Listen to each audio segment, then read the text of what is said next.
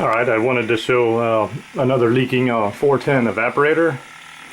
And previously I couldn't find the leak at all with the D-Tek Select, which is the IR infrared leak detector.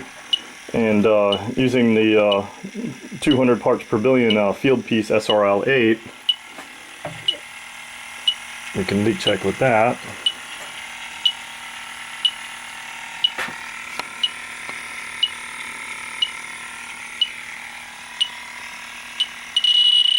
And you see how it very easily picks up the leak.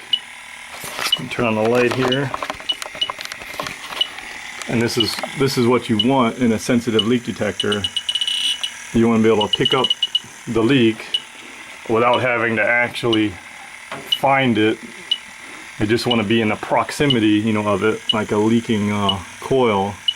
And so you see it easily picks up the refrigerant leak in the back there. I'll show you again. I don't have to scan every pipe. And this leak actually is about a half a pound a year leak, because he had the system put in like 5 years ago, and it just got low on Freon 4 years later, or low on R410a. So you can see when you have a sensitivity of 200 parts per billion, you can pick up a half a pound a year leak on R410a without much issue. This is a coil made by Carrier. They changed to the tin plating. This old coil wasn't tin plated, and that's why it sprung a leak. So the laboratory testing confirms what the field testing does, is that parts per million makes a big difference on the ability to find leaks with our R410a. Now here you can see when I pulled the coil out, the refrigerant leak is probably right here because of the oil. Yeah, it has that little discoloration on the fins. And so it was like in the middle of the coil, which is really hard to sniff if you don't have the high sensitivity to pick it up in the box.